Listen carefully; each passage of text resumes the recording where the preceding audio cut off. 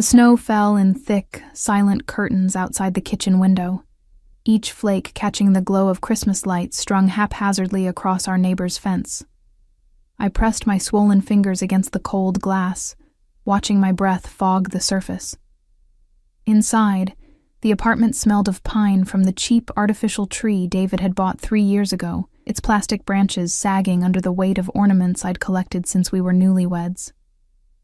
The scent should have been comforting. Instead, it felt suffocating.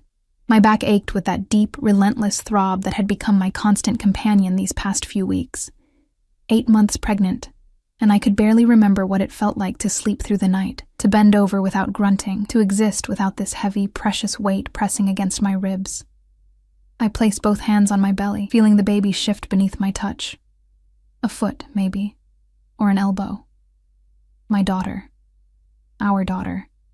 Emma, we need to talk. David's voice cut through the quiet like a blade. I turned from the window, my heart already sinking at his tone. He stood in the doorway of our bedroom, still wearing his work clothes. The navy suit I'd helped him pick out last year. The tie I'd given him for his birthday, but something was wrong. His face was pale, his jaw set in that stubborn way I'd learned to dread. "What's wrong?" I asked. Though part of me didn't want to know, he didn't meet my eyes. Instead, he stared at the floor, at the worn carpet we'd always meant to replace. "I can't do this anymore." The words hung in the air between us, heavy and sharp. I felt my stomach drop, felt the baby kick as if sensing my distress. Can't do what? This, us, the baby. He finally looked up, and I saw something cold in his eyes, something I'd never seen before. "I'm leaving." I laughed. It was a broken, desperate sound. "You're joking. It's Christmas Eve, David. I'm 8 months pregnant with your child." "It's not mine." The world tilted. I gripped the edge of the kitchen counter, my knuckles white. "What?" "Don't lie to me, Emma." His voice rose, sharp and accusing. "I know about him, about what you've been doing." "There is no him." My voice cracked, tears already burning behind my eyes. "David, I don't know what you're talking about. I would never. Melissa told me everything." He cut me off, his face flushing red. "She saw you. At that restaurant downtown, with some man.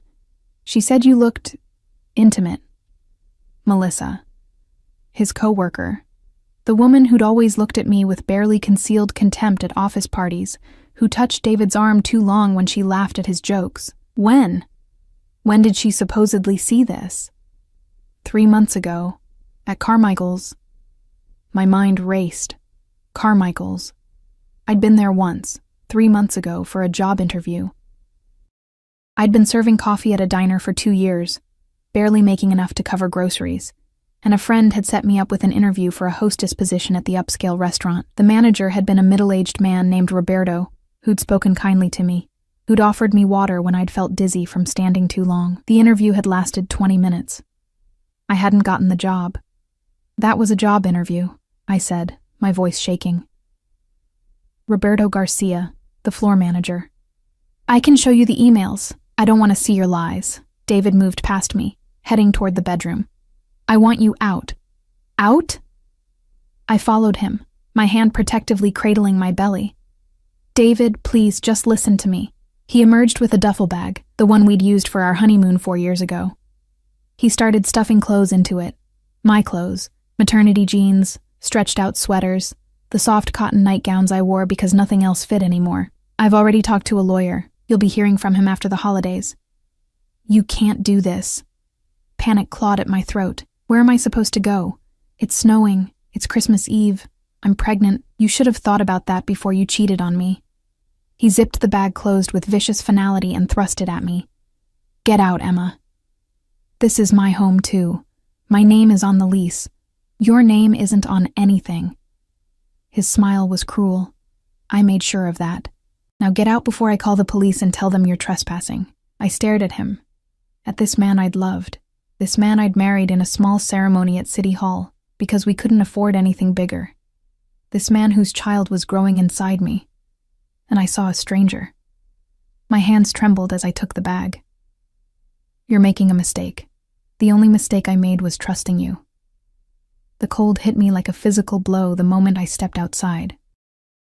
I'd grabbed my winter coat, the only one that still fit over my belly. But it wasn't enough.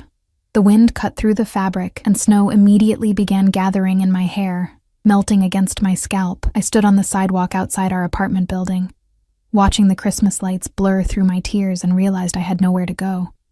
My parents were gone. Mom to cancer 3 years ago.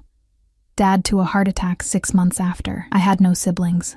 My friends had drifted away over the years, the way friends do when you're struggling to make ends meet and can't afford to go out, can't afford to keep up. David had been my whole world, David and the baby. I pulled out my phone with shaking fingers, scrolling through my contacts. There had to be someone. Anyone. The screen blurred as tears streamed down my face. I stopped on a name, Jenna Morrison, my old roommate from before I'd married David. We hadn't spoken in over a year, but maybe I typed out a message, my fingers clumsy on the screen. Hey, I know it's been a while and I'm so sorry to ask, but I'm in trouble. David kicked me out and I'm pregnant and I have nowhere to go. Can I please stay with you just for tonight? I'm desperate. I hit send before I could second guess myself, then wrapped my arms around my belly, trying to shield my baby from the cold. The snow was falling harder now, accumulating on the sidewalk in thick drifts. My feet were already numb in my thin boots. The phone buzzed. I looked down, hope flaring in my chest. But it wasn't from Jenna. It was a message from an unknown number. Who is this? My heart sank. Wrong number. In my desperation, I must have mistyped. I started to delete the message, to try again, but another text came through. Are you safe? Something about those 3 words, the directness, the concern from a stranger, broke something inside me. I sank down onto a snow-covered bench, no longer caring about the cold, about the wet seeping through my jeans. My fingers moved across the screen almost of their own accord. No, I'm not safe. I'm 8 months pregnant and my husband just kicked me out on Christmas Eve because he thinks I cheated on him. I didn't. I have nowhere to go. I'm sorry. I meant to text someone else. Please ignore this. I sent it before I could stop myself, then immediately felt foolish. What was I doing, pouring my heart out to a stranger? I started to type an apology, but another message appeared. Where are you? I hesitated. Every self-preservation instinct screamed at me to stop, to not give my location to someone I didn't know. But I was so cold, so tired, so desperate. What did I have to lose? Maple Street, outside the Riverside Apartments, Building 4. Stay there, don't move, I'm sending someone. I stared at the message, my heart pounding. This was insane. I should leave, should find a shelter, should do anything but wait for a stranger. But my body wouldn't cooperate. I was so tired, so cold. The baby kicked again, harder this time, and I whispered into the snowy darkness, "It's okay, sweetheart. We're going to be okay, somehow." 20 minutes passed. I watched the snow accumulate on my coat, felt my teeth begin to chatter. I was just about to give up, to drag myself to my feet and start walking toward the homeless shelter I'd passed a few blocks away, when headlights cut through the darkness. A black SUV pulled up to the curb, its engine purring like a predator. The windows were tinted so dark I couldn't see inside. For a moment I was terrified. What had I done? This could be anyone. This could be... The back door opened, and a man stepped out. He was tall, dressed in an expensive charcoal overcoat that probably cost more than I made in 6 months. Even in the dim light, I could see he was young, maybe early 30s, with dark hair and a face that looked like it had been carved from marble.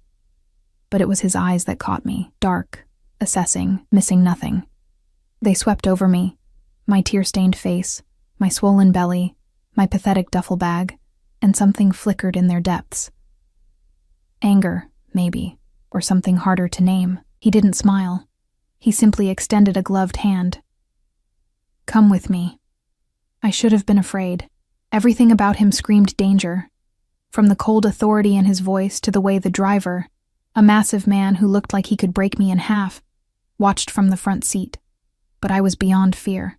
I was beyond everything except the bone-deep exhaustion and the desperate need to protect my baby. I took his hand. His grip was firm, steady, and impossibly warm through the leather of his glove. He helped me to my feet with surprising gentleness, as if he understood exactly how much everything hurt, how hard it was to move with this much weight, throwing off my balance. "Watch your head," he murmured, guiding me into the SUV. The interior smelled of leather and something else, something expensive and masculine, like cedar and smoke. The seats were heated. I almost wept at the warmth. He slid in beside me, and the driver pulled away from the curb without a word. I sat there, trembling, watching the Christmas lights of my old neighborhood blur past the window. The man beside me didn't speak. He simply removed his coat and draped it over me, the weight of it immediately cutting the chill. "Thank you," I whispered. He turned to look at me, and for the first time, I saw his face clearly in the passing streetlights.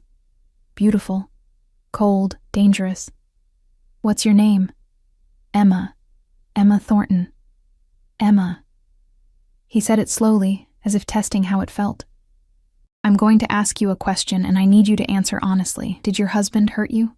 I shook my head, fresh tears spilling over. "Not physically. He doesn't believe me. He thinks I cheated. But I didn't. I swear I didn't." Something dark crossed his face. "And the baby? She's his. She's his daughter, and he doesn't even care." My voice broke on the last word. The man was silent for a long moment, his jaw tight. Then he pulled out his phone and typed something quickly. He didn't offer his name. He didn't explain who he was or where we were going. But somehow, sitting in that warm car, wrapped in his coat that smelled like expensive cologne and cold winter air, I felt safer than I had in hours. The baby kicked, and I gasped softly, my hand flying to my belly. He noticed immediately. "Is something wrong?" "No, she's just active." I tried to smile through my tears. "She doesn't like it when I'm upset." He stared at my hand on my belly for a long moment, something unreadable in his dark eyes. Then he reached over and adjusted the coat more securely around my shoulders. "No one will hurt you again, Emma, I promise you that." The certainty in his voice should have sounded ridiculous. He didn't know me. He didn't owe me anything. But something in the way he said it, the absolute unwavering conviction, made me believe him. As the SUV turned onto a tree-lined street where houses gave way to mansions, where Christmas lights became elegant displays of wealth and power, I realized I'd made a choice. I'd gotten into a stranger's car on Christmas Eve, and now I was heading somewhere unknown with a man whose name I didn't even know. I should have been terrified. Instead, for the first time since David had told me to leave, I felt the tight knot of panic in my chest begin to loosen. The stranger beside me made a phone call, his voice low and commanding. "Prepare the East Guest Suite, medical supplies, and get Dr. Chen here within the hour." He ended the call and turned back to me, his dark eyes reflecting the passing lights. "You're safe now." But as the SUV pulled through iron gates that opened before us like a jaw, I wondered what kind of safety I'd just traded my freedom for. The mansion rose before us like something out of a dream, or a nightmare, depending on how you looked at it. 3 stories of pale stone and glass, windows glowing with warm light that spilled onto manicured lawns now blanketed in fresh snow. A fountain stood silent in the circular drive, its water frozen mid-cascade into crystalline sculptures. This wasn't a home. This was a statement of power. The SUV stopped beneath a covered portico, and before I could reach for the door handle, it was opened from the outside. Another man in a dark suit stood there, his face professionally blank as he offered me his hand. I struggled out of the vehicle, my movements awkward and ungainly, acutely aware of how I must look, my hair wet from melted snow, my cheap maternity jeans stained and stretched, my face surely blotchy from crying. The man who'd rescued me emerged from the other side with fluid grace. Up close, under the mansion's exterior lights, I could see more details. His jaw was sharp enough to cut glass, with the shadow of stubble that suggested he'd been working late. His suit was impeccable, tailored to perfection, the kind of clothing that whispered rather than shouted wealth. But it was the way he carried himself that truly caught my attention, the absolute confidence, the way the other men deferred to him with subtle shifts in posture. This way. He placed a hand on the small of my back, guiding me toward the entrance. His touch was light, but somehow commanding, and I found myself moving forward even as my mind screamed that this was all too surreal. The front door opened before we reached it, revealing an older woman with silver hair pulled into an elegant bun. She wore a simple black dress with a string of pearls, and her eyes, kind and sharp simultaneously, swept over me with the practiced assessment of someone used to evaluating situations quickly. "Mrs. Chen," the man said, "this is Emma. She'll be staying in the East Wing." "Of course, Mr. Volkov." The woman's voice was warm despite the formality. She smiled at me, and something in my chest loosened slightly. "Come, dear. Let's get you warm and dry." Volkov, so that was his name. It suited him somehow. Strong, foreign, dangerous. The interior of the mansion was overwhelming. Marble floors gleamed beneath an enormous chandelier that caught the light and scattered it into 1,000 tiny rainbows. A curved staircase swept upward, its banister polished to a mirror shine. Artwork hung on walls painted in muted, expensive colors. Not the prints I was used to, but original paintings that probably cost more than I'd earn in a lifetime. "Mr." Volkov walked ahead of us, his phone to his ear, speaking in rapid Russian. I caught none of it, but the tone was clear. He was giving orders, and they would be followed. Mrs. Chen led me up the staircase, her hand gentle on my elbow, as I navigated each step with increasing difficulty. "How far along are you, dear?" she asked softly. 8 months. Nearly 35 weeks. She made a sympathetic sound, and out in the snow on Christmas Eve. "That husband of yours should be ashamed." I didn't know how to respond to that, so I said nothing. We reached the second floor and turned down a hallway, lined with more artwork and elegant sconces that cast everything in a golden glow. She opened a door at the end of the corridor, and I stepped into a room that took my breath away. It was bigger than the entire apartment I'd shared with David. A 4-poster bed dominated one wall, piled high with pillows and covered in what looked like silk bedding in shades of cream and gold. French doors led to a balcony overlooking snow-covered gardens. A sitting area with a plush sofa and chairs surrounded a fireplace where flames already danced, filling the room with warmth. Another door stood ajar, revealing a bathroom with a clawfoot tub that could probably fit 3 people. "I'll have dinner sent up," Mrs. Chen said, moving to the fireplace to adjust the flames. "When did you last eat?" I tried to remember. "Breakfast?" No. I'd been too nervous about David's mood. "Yesterday, I think." Her lips pressed into a thin line, but she didn't comment. "I'll bring soup and bread, easy on the stomach. And tea? Chamomile, perhaps?" "You don't have to." "Of course I do." She turned to face me, and her expression was firm, but kind. "Mr. Volkov has given orders that you're to be cared for. That means proper food, rest, and medical attention. Dr. Chen, my husband, will be here soon to examine you and make sure the baby is well." The baby. I pressed my hand to my belly, feeling the familiar flutter of movement. My daughter, blissfully unaware of the chaos her mother's life had become. "Thank you," I whispered, my throat tight with emotion. Mrs. Chen crossed to me and gently squeezed my shoulder. "You're safe here, Emma. Whatever brought you to our door tonight, you're safe now. That's what matters." After she left, I stood in the center of the room, still wearing my wet coat, clutching my pathetic duffel bag. This couldn't be real. People like me didn't end up in places like this. I was a waitress who'd barely graduated high school, who'd married too young and dreamed too small. I didn't belong in a room with silk sheets and original artwork. A knock at the door startled me from my thoughts. "Come in," I called, expecting Mrs. Chen with the promised food. Instead, Mr. Volkov entered, carrying a silver tray laden with covered dishes. The sight of him in this domestic role was so incongruous that I almost laughed. Men who wore suits that expensive, who moved with that kind of predatory grace, didn't carry food trays. "Mrs. Chen is preparing a room for Dr. Chen," he said, setting the tray on the small table near the fireplace. "I told her I'd bring this up. He lifted the covers, revealing a bowl of chicken soup that smelled like heaven, fresh bread still steaming, a pot of tea, and a plate of fruit and cheese. My stomach growled audibly, and despite everything, I felt my cheeks heat with embarrassment. "Sit," he commanded, pulling out a chair. "Eat." I wanted to argue, to maintain some shred of dignity, but I was so hungry and so tired that I simply obeyed. The moment the first spoonful of soup touched my tongue, I had to suppress a moan. It was rich and perfectly seasoned, with tender chunks of chicken and vegetables. Real food, made by someone who knew what they were doing. Mr. Volkov didn't sit. Instead, he stood by the fireplace, watching me with those dark, unreadable eyes. It should have made me uncomfortable, being observed while I ate like a starving animal. But somehow his presence was grounding, solid.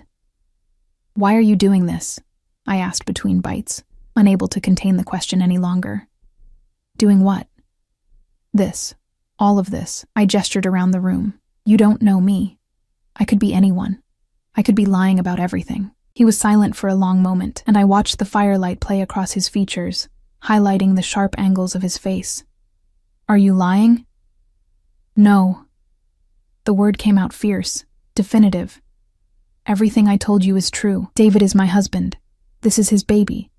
And he threw me out because his coworker convinced him I was unfaithful." His coworker.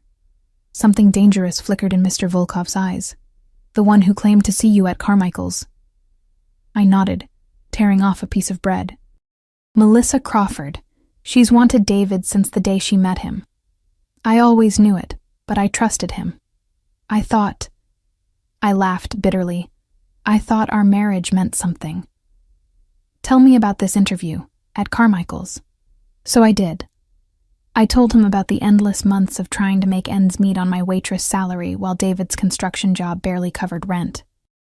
About the friend who'd recommended me for the hostess position. About my hope that the better pay would help us prepare for the baby. About Roberto Garcia, who'd been kind and professional, who'd given me water when I'd looked pale and told me gently that they'd gone with someone with more experience. Mr. Volkov listened without interrupting, his expression growing darker with each detail. When I finished, he pulled out his phone and typed something quickly. "What are you doing?" I asked. "Getting proof." He looked up at me, and there was something almost gentle in his gaze. "You said the manager's name was Roberto Garcia." "Yes, but..." "I'll have his statement by morning, along with security footage from the restaurant showing the date and time of your interview. Your husband will receive copies as well." I set down my spoon, staring at him. "You can do that? Just get security footage from a restaurant?" His smile was slight and didn't reach his eyes. "I can do many things, Emma." The way he said my name sent a shiver down my spine that had nothing to do with the cold. There was possession in it, ownership. As if by saving me, he'd somehow claimed me. I should have been frightened. Instead, I felt something warm unfurl in my chest. Something dangerous and confusing. "I don't even know your first name," I said softly. "Alexei." He moved closer, pulling out the chair across from me and finally sitting. "Alexei Volkov." "Russian?" My father was. "I was born here, but I keep certain traditions." The way he said it suggested those traditions went beyond language and family recipes. I sipped the chamomile tea, letting its warmth seep into my bones. "What do you do, Mr. Volkov?" "Alexei," he corrected. "And I handle acquisitions, import and export, various business ventures." It was the vaguest answer possible, and we both knew it, but I was too tired to push, and part of me didn't want to know, not yet. Not when I was sitting in his mansion, eating his food, wearing his coat that still draped over my shoulders. Another knock interrupted us. An older man entered, carrying a medical bag and wearing a kind smile that matched Mrs. Chen's. "I'm Dr. Chen," he said, extending his hand. Alexei called and said we had a patient in need of examination. "I'm not a patient," I protested weakly.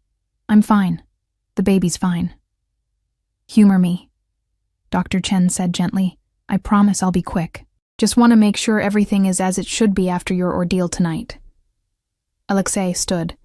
"I'll give you privacy." But as he moved toward the door, I felt a sudden spike of panic. Wait! The word came out sharper than I intended. He turned, raising an eyebrow. Could you stay? Please? I didn't understand why I wanted him there. This man I'd known for less than 2 hours. This stranger who'd plucked me from the snow like a bedraggled kitten. But the thought of being alone with only the doctor made my chest tight with anxiety. Alexei was solid, present, safe. Something flickered across his face. Surprise, perhaps, or satisfaction. He nodded once and moved to stand by the fireplace, far enough to give me privacy, but close enough that I could see him. Dr. Chen was professional and efficient. He took my blood pressure, listened to my heart and lungs, and then asked me to lie on the bed so he could check the baby. His hands were gentle as he palpated my belly, measuring and assessing. The Doppler came out, and suddenly the room filled with the rapid whoosh, whoosh, whoosh of my daughter's heartbeat. I couldn't help it. I started crying again. That sound, so strong and steady and alive. My baby, my little girl, safe despite everything. Heartbeat is excellent, Dr. Chen said, smiling. Strong and regular. You're measuring right on track for 35 weeks. Have you been having contractions? Just Braxton Hicks.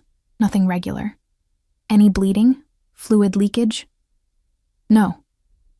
He helped me sit up, his expression satisfied. You and baby are doing well, all things considered. But I want you on bed rest for the next few days. No stress, plenty of fluids, good nutrition. I'll come back tomorrow to check on you both. Bed rest? I looked around the luxurious room. I can't just stay here.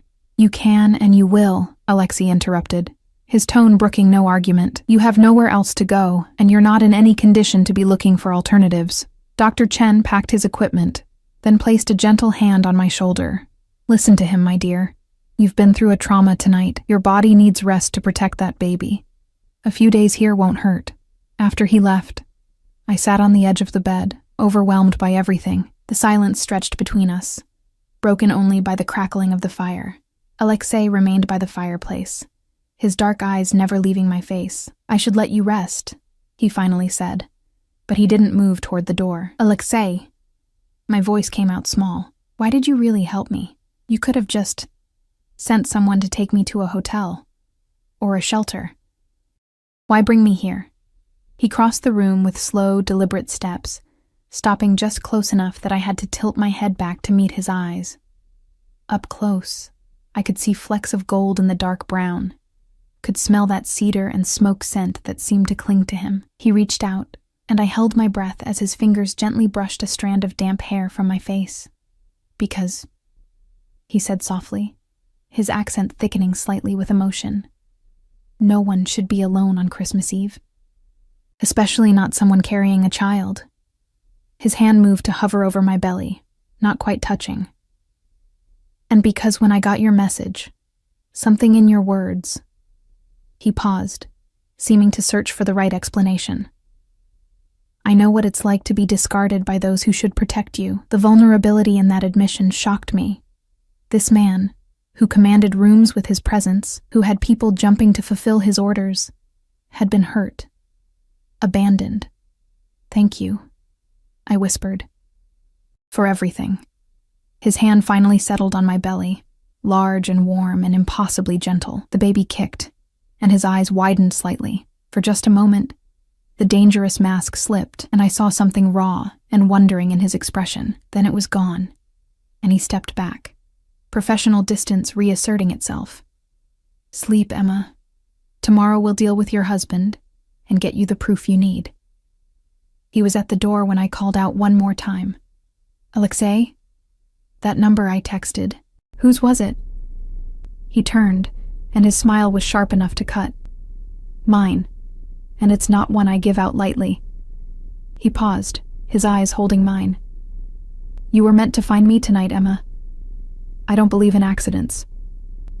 Then he was gone, the door closing softly behind him, leaving me alone in a room that belonged in a fairy tale with questions I wasn't sure I wanted answered. I changed into one of the nightgowns Mrs. Chen had left folded on the bed, soft cotton that actually fit my swollen body. and slipped between sheets that felt like clouds. Outside, snow continued to fall, blanketing the world in white silence.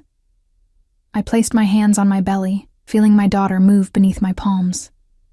"What have we gotten ourselves into, little one?" I whispered into the darkness, but exhaustion was pulling me under, and for the first time in months, I felt warm, safe, protected. I didn't know that in helping me, Alexei Volkov had just made me the most dangerous woman in the city. I didn't know that my husband's betrayal was about to unleash a chain of events that would change everything.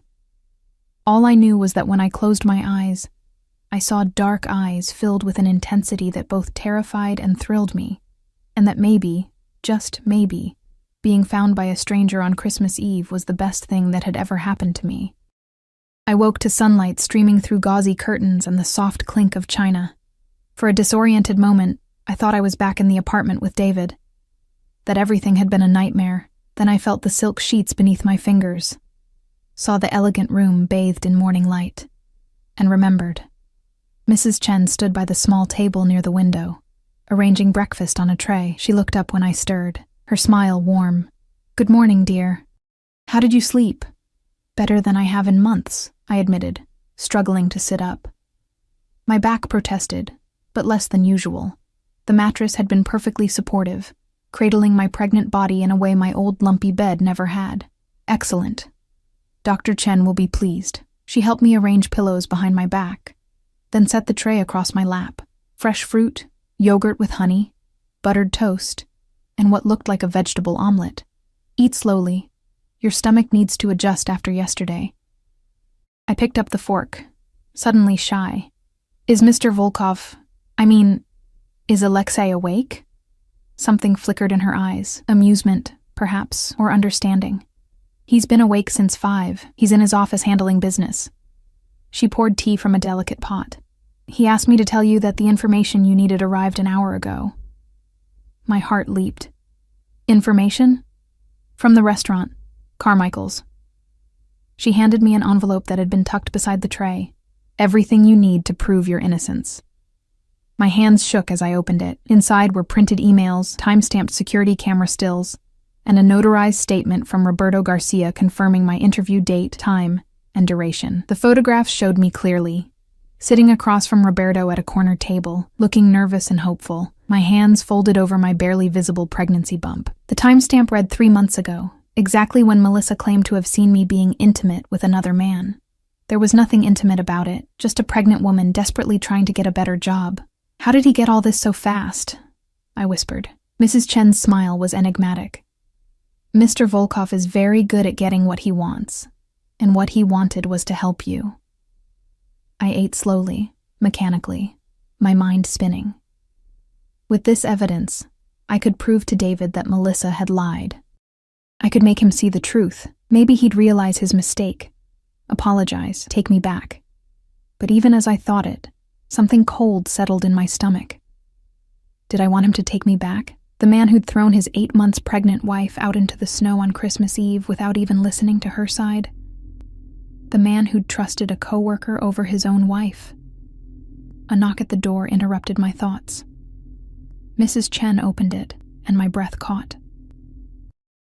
Alexei stood in the doorway, dressed in another immaculate suit, this one charcoal gray with a dark blue tie. His hair was slightly damp, as if he'd recently showered, and he smelled of expensive cologne and something uniquely him. His eyes found mine immediately, scanning my face as if checking for signs of distress. "You slept well." His voice was lower than I remembered, rougher, as if he hadn't used it much this morning. "Yes, thank you, for everything." I held up the envelope. "Mrs. Chen said you got this for me." He moved into the room with that predatory grace, dismissing Mrs. Chen with a subtle nod. She left, closing the door behind her. Suddenly, the large room felt smaller, more intimate. Alexei pulled a chair close to the bed, sitting so that we were nearly at eye level. "Your husband received copies an hour ago," he said, along with a message suggesting he verify the information before making further accusations.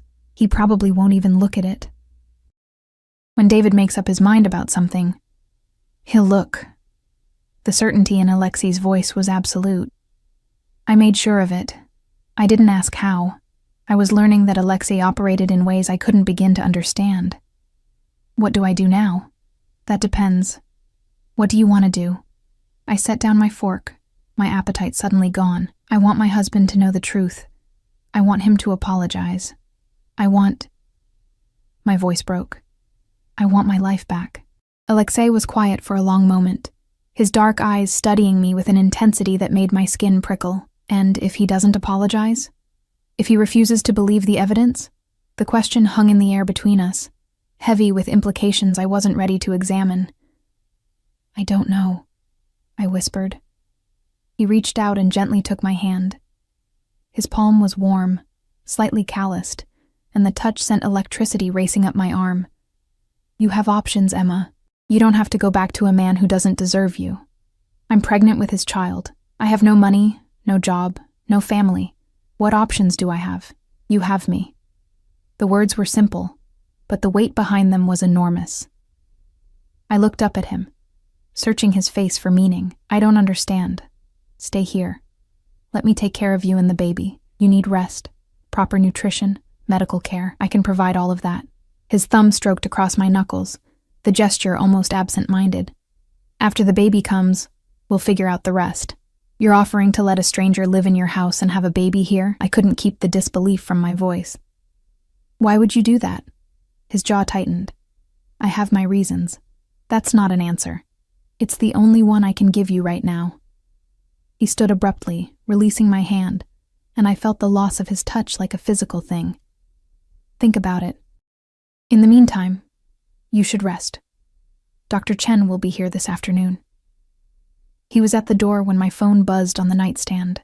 I picked it up, my heart sinking when I saw David's name on the screen. Alexei paused, watching me. It's him, I said quietly. Do you want to answer it? I stared at the phone, watching it buzz again and again. Finally, I swiped to answer and put it on speaker, not trusting my voice to remain steady. Emma. David's voice was tight, angry. Where the hell are you? Somewhere safe, away from you. Don't be dramatic. Look, I got some information this morning about that interview you claim to have. Claimed? The word came out sharp. I didn't claim anything, David. I told you the truth. Fine, whatever. The point is, maybe I was hasty. Hasty? I couldn't believe what I was hearing. You threw me out in the snow on Christmas Eve. You called me a liar and a cheat, and now you're saying you were hasty? Alexei's expression had gone dangerously cold, but he remained silent, watching. Emma, come home. We'll talk about this like adults. David's voice took on a wheedling tone I'd heard before, the one he used when he wanted something.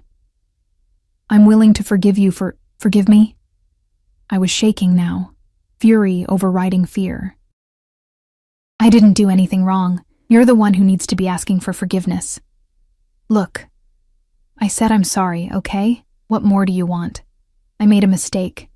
Melissa was wrong. Come home and we'll put this behind us. I looked at Alexei, who was watching me with those dark, knowing eyes. Something in his expression gave me courage. No. Silence on the other end.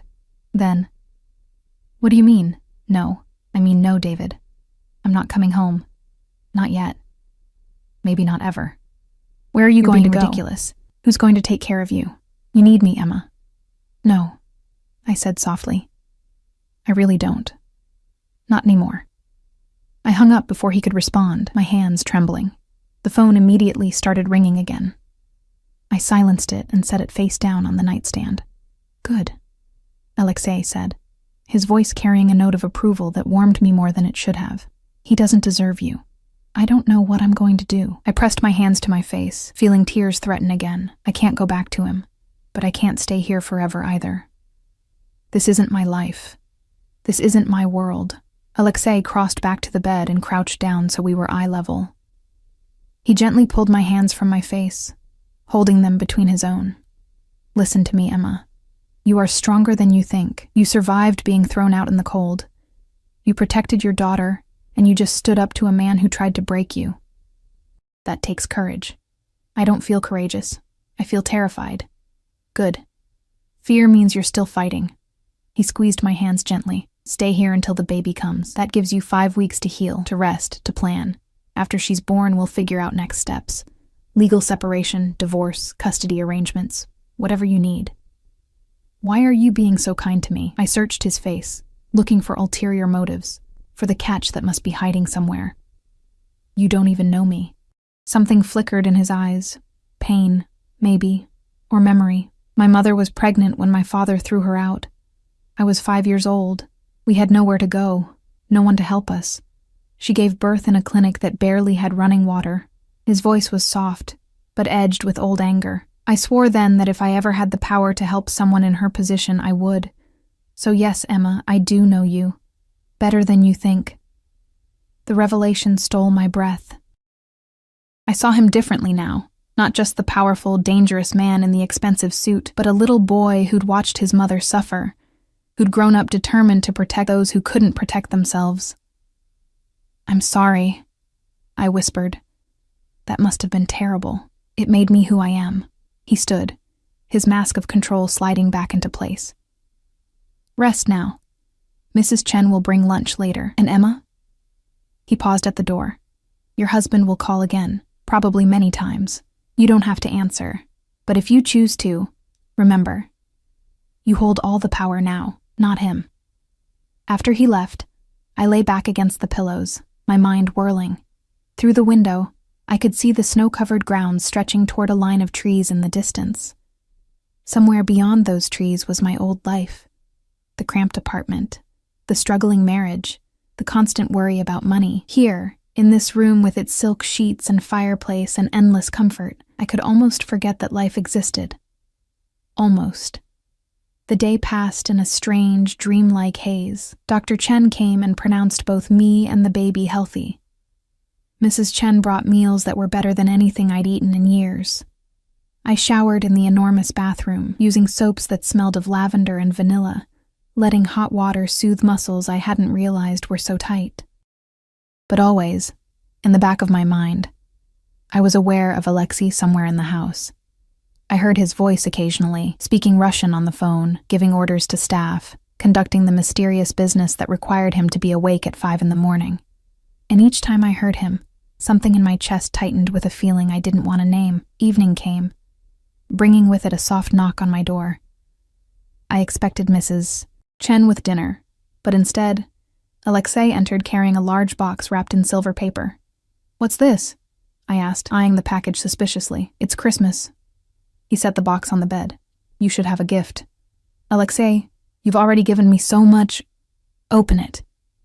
I pulled off the paper carefully, revealing a white box with a prestigious department store logo. Inside, nestled in tissue paper, was the most beautiful maternity dress I'd ever seen. Deep emerald green velvet with long sleeves and a flowing skirt that would accommodate my belly. It was elegant and expensive and completely impractical for someone like me. It's too much, I protested, even as my fingers stroked the soft fabric. There's a dinner tonight. Family tradition. I'd like you to join us. His expression was carefully neutral, but I caught something underneath. Uncertainty, maybe, as if my answer mattered. I couldn't. I'm not family. I'd be intruding. You'd be my guest. Please, Emma. The house feels less empty with you in it. The admission, small as it was, felt enormous. This powerful man who commanded respect and fear was lonely. And somehow, my presence made that loneliness less. Okay, I heard myself say. I'll come. His smile was slight but genuine, transforming his face from dangerous to devastating. Dinner is at 7. Mrs. Chen will help you get ready. After he left, I held the dress up to myself, catching my reflection in the mirror. The woman looking back at me was a stranger. Cheeks flushed, eyes bright, pregnant belly prominent beneath borrowed nightclothes. 24 hours ago, I'd been sobbing on a snowy bench, broken and desperate. Now I was standing in a mansion, holding a designer dress, preparing to have Christmas dinner with a man who looked at me like I was something precious. My phone buzzed again. David. I ignored it. Mrs. Chen arrived at 6:30 to help me dress. She styled my hair into soft waves, applied subtle makeup that made me look alive instead of exhausted, and helped me into the velvet dress. It fit perfectly, skimming over my curves and making me feel, for the first time in months, beautiful. "You look lovely, dear," Mrs. Chen said, adjusting a final curl. "Mr. Volkov will be pleased." "This is just dinner," I protested weakly. "Nothing more." Her smile was knowing.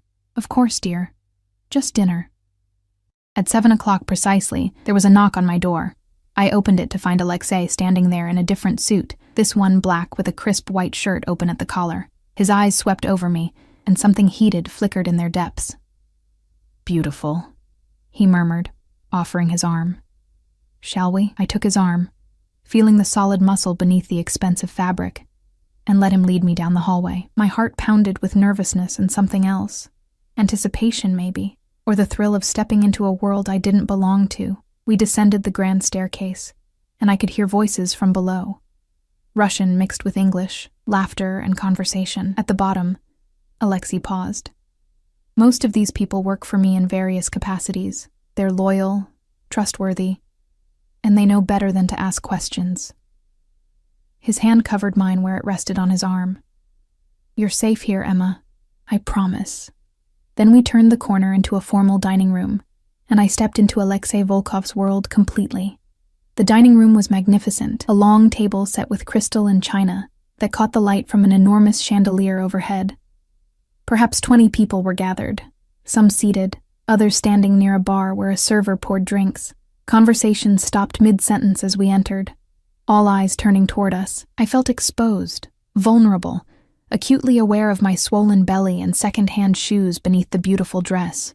These people belonged here, in this world of wealth and power.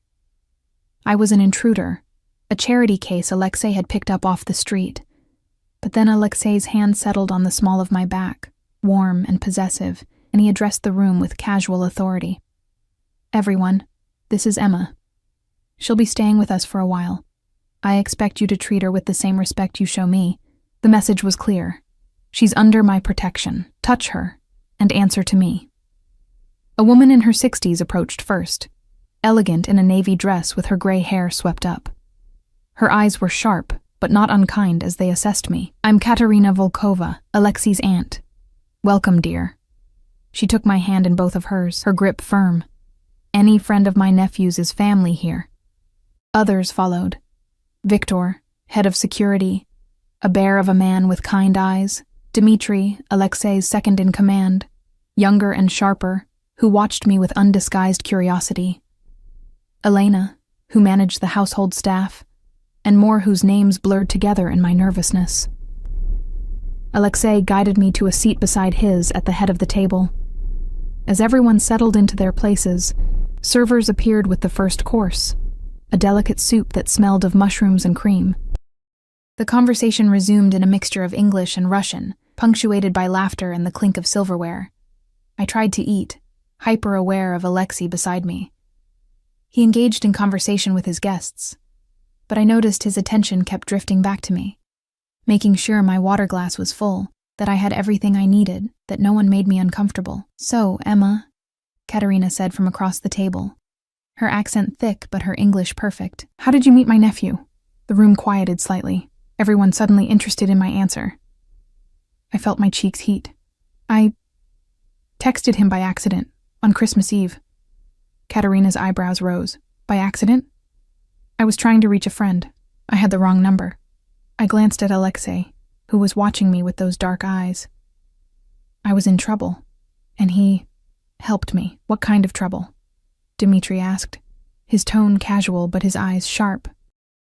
"Dmitri." Alexei's voice was soft but carried a warning. "Emma's past is her own business." But I found myself answering anyway, maybe because of the wine I'd refused, but everyone else was drinking, loosening their tongues and creating a warm, convivial atmosphere. Or maybe because these people, despite their obvious danger, felt more like family than my own husband had in months. "My husband threw me out," I said quietly. "He thought I'd been unfaithful. I hadn't. But he wouldn't listen. So I ended up on a bench in the snow, and I texted what I thought was my friend's number. I looked at Alexei. It was his instead. Silence fell over the table. Then Katerina spoke, her voice hard as stone. He threw out his pregnant wife? On Christmas Eve? He believed a lie someone told him. I explained, though I didn't know why I was defending David. He has proof now that I was telling the truth, but you're not going back, Alexei finished, his tone making it clear this wasn't a question. I don't know what I'm doing, I admitted. Everything happened so fast. Victor, the security chief, raised his glass. To new beginnings, then, and to Alexei, for remembering that power means nothing if we don't use it to protect those who need protecting. Others raised their glasses, toasting me, welcoming me. I felt tears prick my eyes and blinked them back furiously. These strangers were showing me more kindness than my own husband had in months. The meal continued, course after course of incredible food. Roasted duck with cherry sauce, potatoes that melted on the tongue, vegetables I couldn't name but that tasted like heaven. Dessert was a traditional Russian cake layered with cream and berries. And despite my full stomach, I managed a few bites. Throughout it all, I was aware of Alexei, the way he commanded the room without raising his voice, the way people deferred to him with a respect born of something deeper than fear, and the way he kept glancing at me, as if making sure I was real, that I hadn't disappeared. After dinner, people began to drift toward the drawing room where someone had started playing piano. Alexei offered me his hand. Walk with me? I took it, letting him guide me away from the crowd and through French doors that opened onto a covered terrace. The snow had stopped, and the night was crystalline and cold, the stars sharp overhead. Heaters glowed along the terrace, keeping the worst of the chill at bay. This is beautiful, I breathed, looking out over the snow-covered gardens. It's lonely, Alexei said quietly. He stood beside me at the railing, close enough that I could feel his warmth. This house, this life. I built it all to prove I was nothing like my father, that I'd risen above my beginnings. But sometimes I think I've just built a very expensive cage. I turned to look at him, surprised by the admission. You could leave, go anywhere. Could I? His smile was bitter. When you're responsible for this many people, this many lives, you stop belonging to yourself. Every decision I make affects hundreds of others. I can't just walk away. Is that why you help me? Because you can't walk away from your own life, so you save others instead? He turned to face me fully, and the intensity in his eyes made my breath catch. I helped you because when I read your message, something in it called to me. A woman alone, pregnant, abandoned by the person who should protect her. His hand came up to cup my face, his thumb stroking my cheek. I saw my mother in you. But when I saw you, Emma, sitting on that bench, looking so small and scared and brave, I didn't see my mother anymore. I saw you. My heart was pounding so hard I was sure he could hear it. Alexei, you should know something about me, he continued, his voice low and rough. I'm not a good man. The things I do, the business I run, it's not legal, not moral. I've hurt people.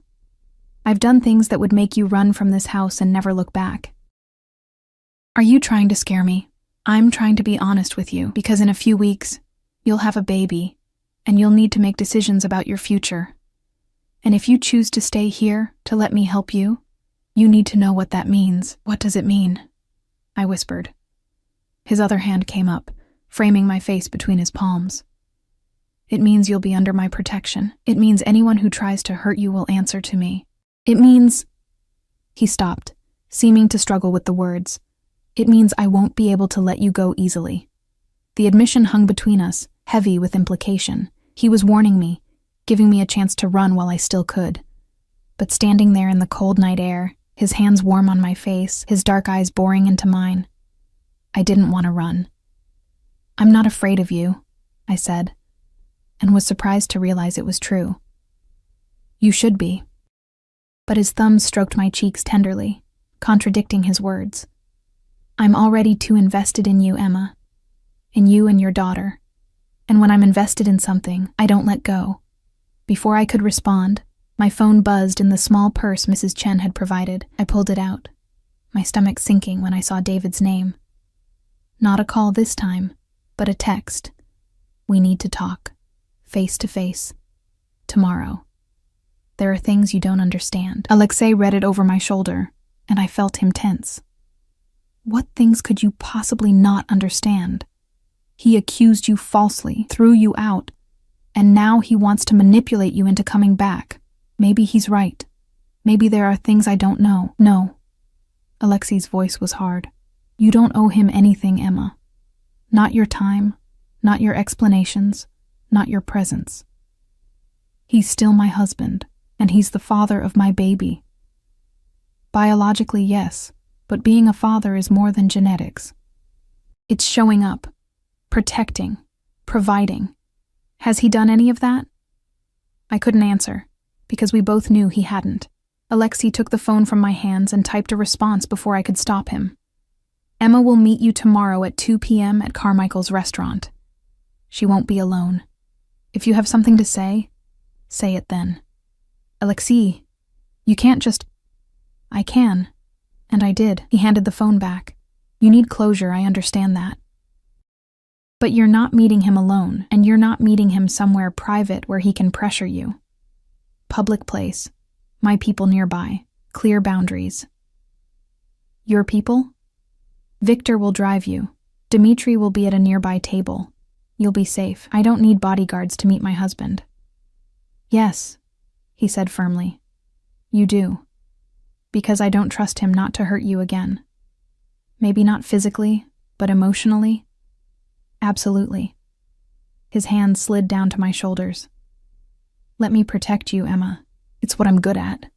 I wanted to argue, to insist I could handle this myself, but the truth was, I was terrified of seeing David again, of his ability to make me doubt myself, to twist words until I didn't know what was true anymore. Okay, I whispered. But I want you there too. Something fierce flashed in Alexei's eyes. I wouldn't be anywhere else. Inside, the piano music had shifted to something slower, more melancholy. Through the glass doors, I could see Katerina dancing with Victor, their movements practiced and comfortable. It looked warm in there, safe, like a world I desperately wanted to be part of. Come, Alexei said, offering his hand. Dance with me. I can barely walk without waddling. I definitely can't dance. Then we'll sway. His smile was slight but genuine. And you'll let me pretend for a few minutes that you belong here. I don't belong anywhere right now, I admitted. Then belong here, with me. Even if just for tonight. He led me inside, and despite my protests, he pulled me gently into his arms. One hand settled on my lower back, the other clasped mine, and we moved in small circles to the piano's melody. My belly pressed against him, the baby moving between us, and I saw something soften in his expression. She's active tonight, I murmured. She knows she's safe. His voice was rough with emotion. You both are. We swayed together, and I let myself relax into his embrace. He smelled like expensive cologne and winter air, and something uniquely him. His hand was warm and solid on my back, his touch gentle despite the power I knew lived in those fingers. Around us, others danced and talked and laughed, but I was aware only of him. Emma, he said quietly, after tomorrow, after you've spoken to your husband, I want you to think carefully about what you want. Not what you think you should want, not what's expected, but what will make you happy, because whatever you decide, I'll support it, even if it means letting you go. I pulled back to look at him, searching his face. And if I decide to stay? His eyes darkened with something that made my pulse race. Then I'll spend every day making sure you never regret it. The song ended, and the spell broke. People began gathering coats, saying their goodbyes. I watched Alexei transform back into the man in charge, shaking hands, giving orders, his mask of control firmly in place.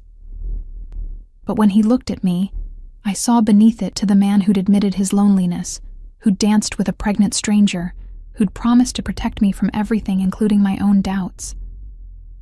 Mrs. Chen appeared to escort me back to my room. I was exhausted, my feet aching and my back protesting. But as I climbed the stairs, I looked back to see Alexei watching me, his expression unreadable but intense. That night, I lay in bed unable to sleep despite my exhaustion. Tomorrow I would face David, would hear whatever excuses or explanations he had to offer. And then I would have to make a choice, go back to my old life, to a man who'd proven he didn't trust me, to an apartment that had never felt like home, to struggling to make ends meet while raising a baby alone, or stay here, in this mansion with its silk sheets and endless comfort, under the protection of a man who'd saved me for reasons I still didn't fully understand, a man who was dangerous and powerful, and who looked at me like I was something precious. The baby kicked, hard enough to make me gasp. I placed my hand on my belly, feeling her shift and stretch. "What should we do, little one?" I whispered into the darkness. "What's the right choice?" But she had no answers, and neither did I. All I knew was that tomorrow everything would change again, and this time, I would have to decide my own fate. The morning came too quickly. I woke to gray light filtering through the curtains and the sound of rain pattering against the windows. The snow was melting, turning the pristine white landscape into something muddier, more real. Appropriate, I thought, for what lay ahead. Mrs. Chen brought breakfast, but I could barely eat. My stomach was twisted in knots, and the baby seemed to sense my anxiety, moving restlessly beneath my ribs. At 1 o'clock, she helped me dress in clothes that had appeared in the closet overnight. Maternity jeans that actually fit, a soft sweater in deep blue, a coat that was warm without being bulky. Everything perfectly my size, perfectly chosen. Alexei's doing, of course. At 1:30, Victor appeared at my door. He was as large as I remembered, but his smile was kind as he offered his arm. "Ready, Miss Emma?" "No," I admitted, "but let's go anyway." The SUV was warm and comfortable, the leather seats heated against the cold. Victor drove in silence, giving me space with my thoughts. Dimitri sat in the front passenger seat, his sharp eyes scanning everything we passed. I felt simultaneously protected and trapped. Carmichael's restaurant looked different in daylight, less intimidating than I remembered from my interview 3 months ago. It was elegant but not ostentatious, with large windows looking out onto a street lined with boutiques and cafes. Victor pulled up to the front entrance, and suddenly Alexei was there, opening my door before I could reach for the handle. He'd changed since this morning, now wearing dark jeans and a black sweater under his coat, more casual than I'd seen him, but no less commanding. His eyes searched my face. "You don't have to do this." "Yes, I do." I took his offered hand and let him help me out. "I need to hear what he has to say. I need closure, I think."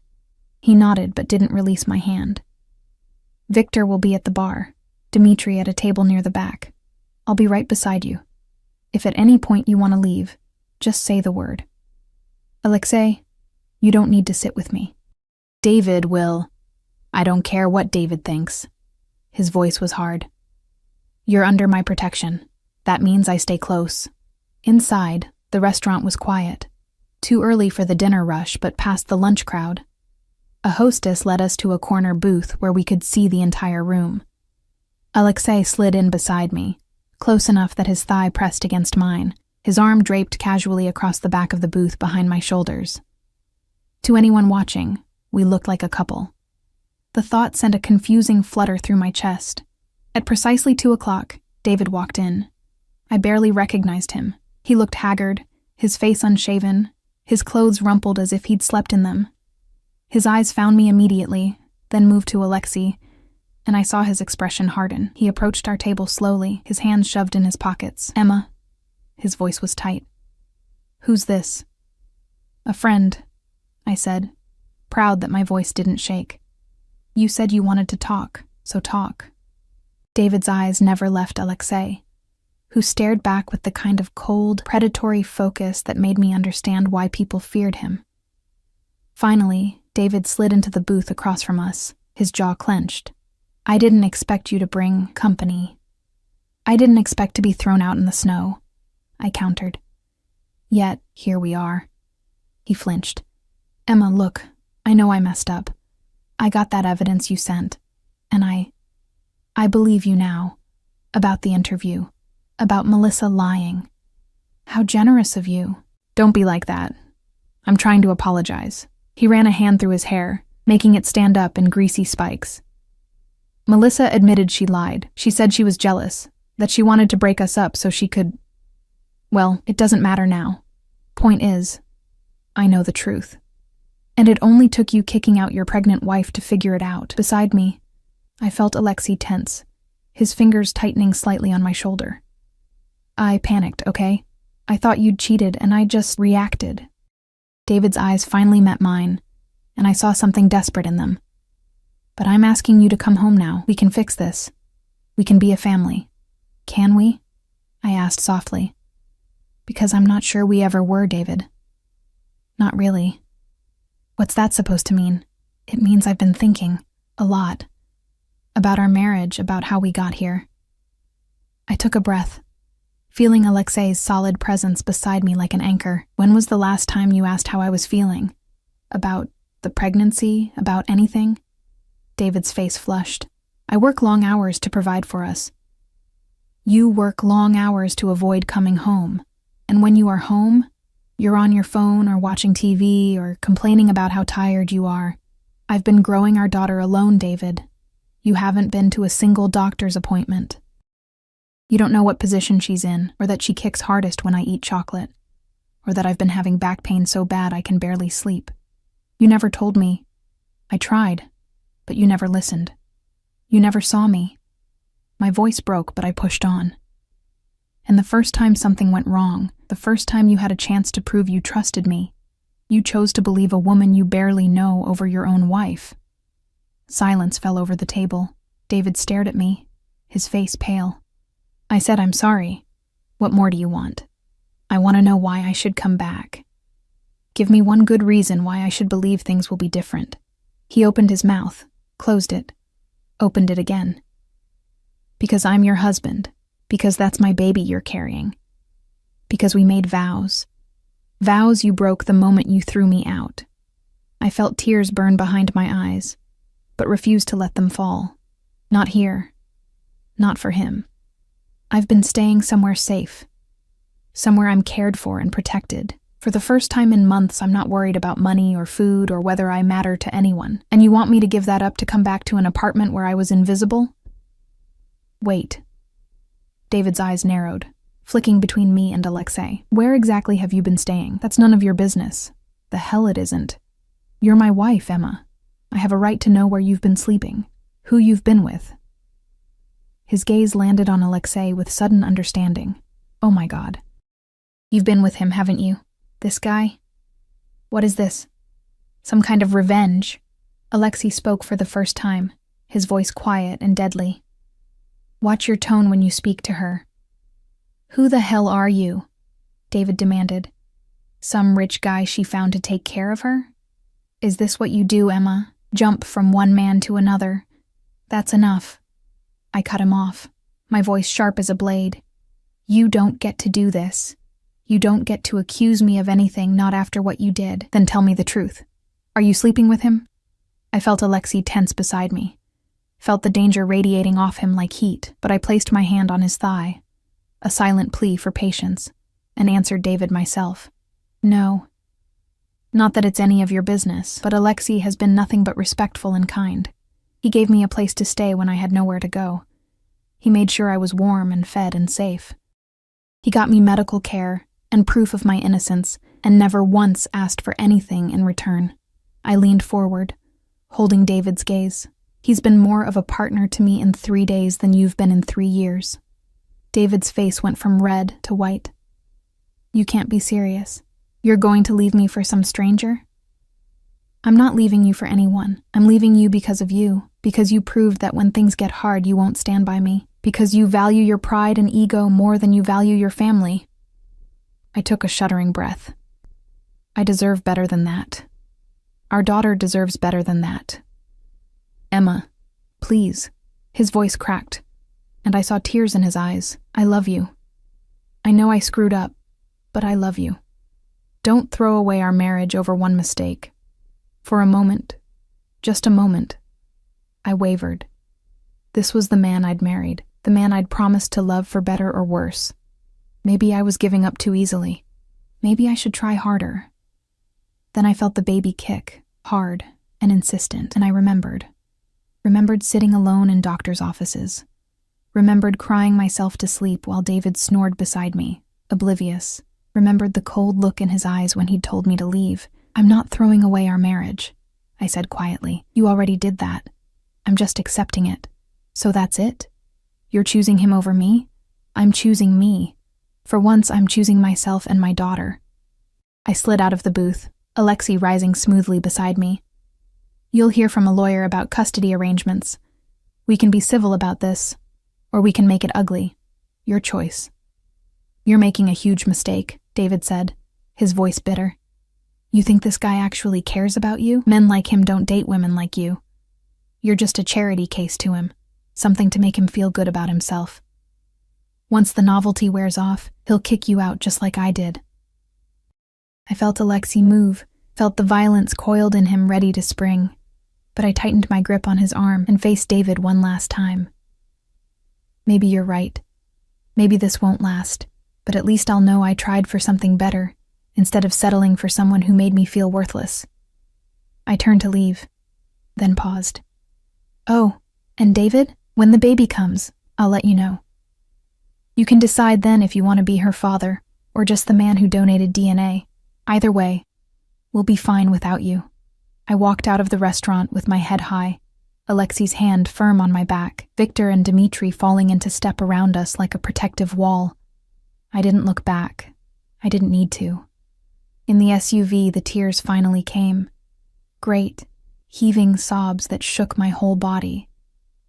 Alexei pulled me against his chest, his arms wrapping around me as carefully as if I were made of glass. He didn't tell me to stop crying, didn't offer empty platitudes. He just held me, one hand stroking my hair, while I mourned the death of my marriage and the life I'd thought I'd have. "I'm proud of you," he murmured into my hair. That took courage. "I feel like I'm falling apart." "You're not falling apart. You're breaking free." He pulled back enough to look at me, his thumbs wiping away my tears. "And I meant what I said last night, Emma. Whatever you decide, wherever you want to go from here, I'll support it. If you want to stay at the house until the baby comes, you can. If you want me to help you find your own place, I will. If you want, I want to stay." The words came out before I could second-guess them.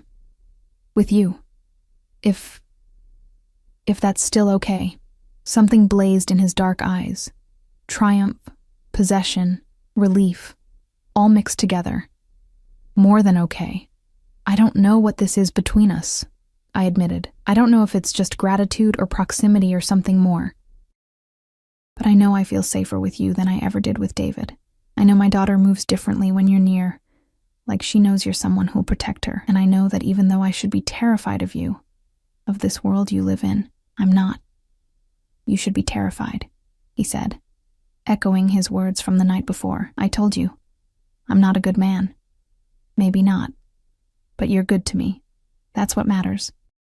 He studied my face for a long moment, then leaned forward and pressed his lips to my forehead in a kiss that felt like a promise. "Then stay, Emma. Stay and let me take care of you both. Let me show you what it means to be cherished instead of tolerated." The baby kicked again, and Alexei's hand moved to my belly without thinking, his palm spreading wide over the swell.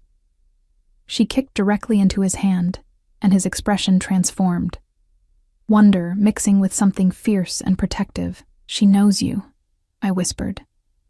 "Good."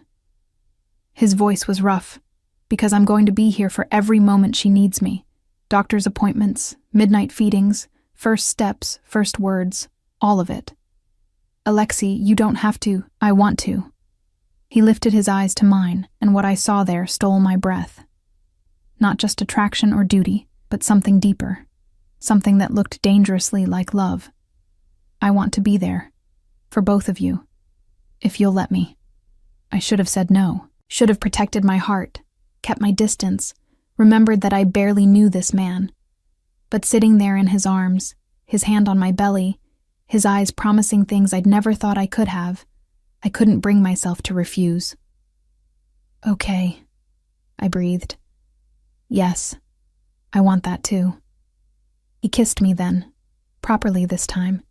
His lips were soft against mine but insistent. claiming me with a thoroughness that made my toes curl.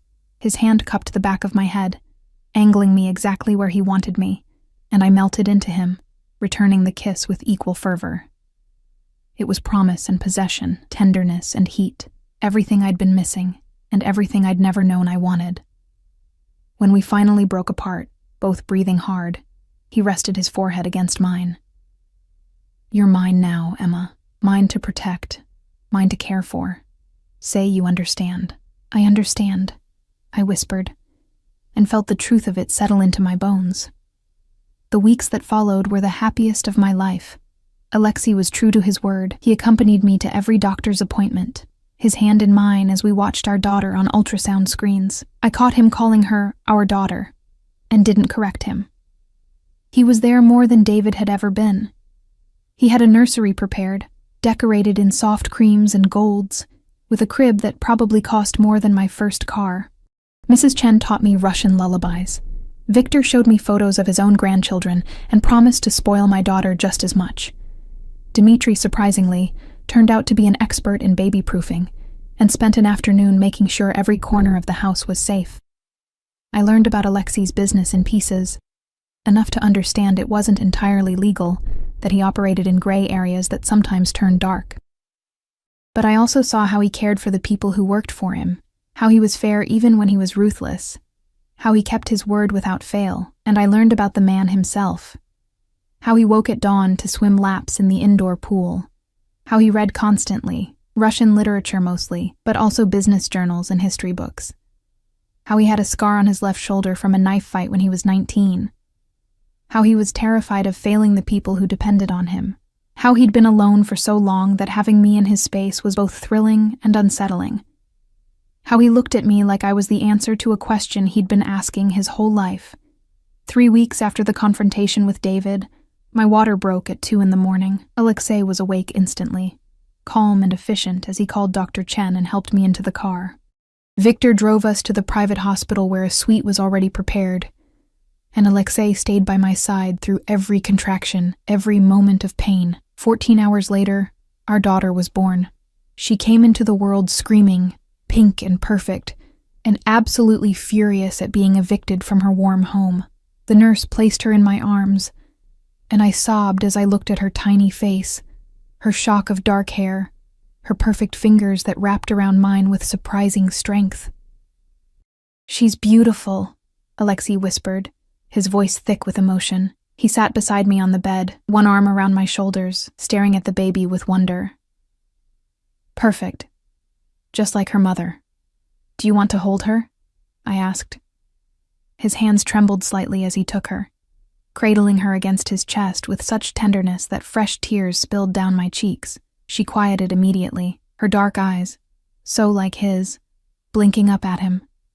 And I watched Alexei Volkov, feared businessman and dangerous man, fall completely in love with a 7-pound baby girl. "Hello, little one," he murmured in Russian, then English. "I'm Alexei. I've been waiting to meet you."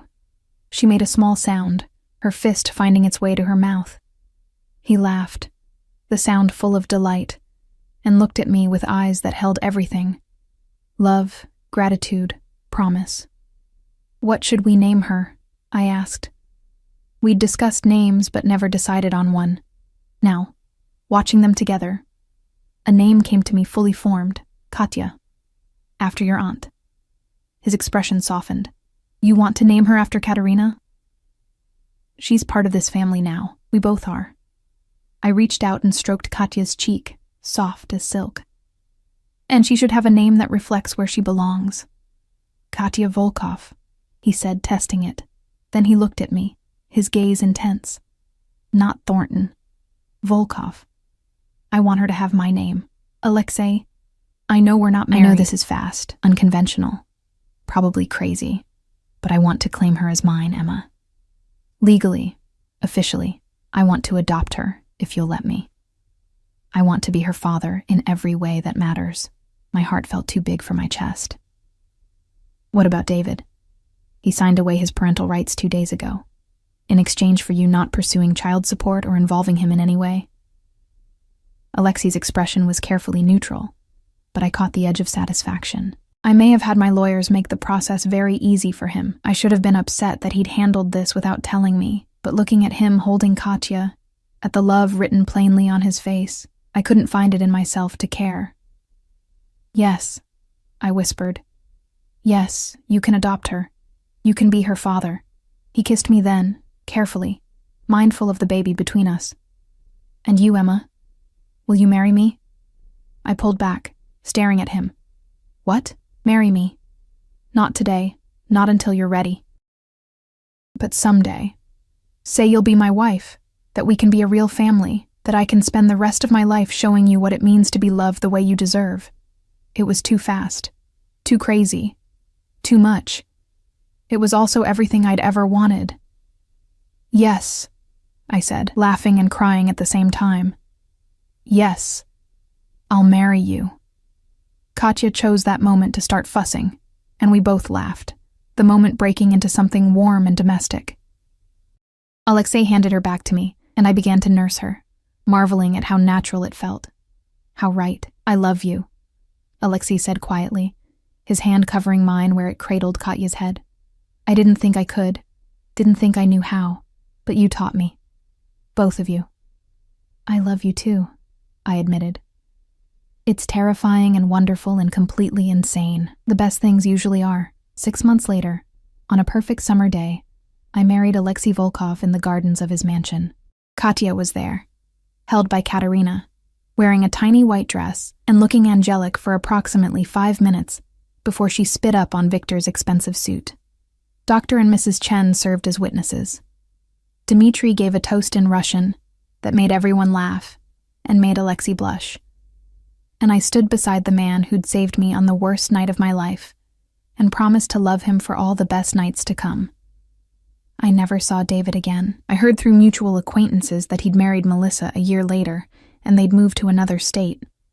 I felt nothing when I heard, no regret, no vindication, nothing. That chapter of my life was closed. This was my life now, this mansion with its gardens and security, and people who'd become family. This man who looked at me like I hung the moon and treated our daughter like she was made of spun glass and starlight. This beautiful, complicated, dangerous, perfect life. As I danced with my husband at our wedding, Katya sleeping peacefully in her bassinet nearby, I thought about that snowy Christmas Eve when I'd texted a wrong number in desperation, about how one moment of chance had changed everything. "What are you thinking about?" Alexei murmured, his hand warm on my waist, about how I texted the wrong number. "The right number," he corrected, pulling me closer.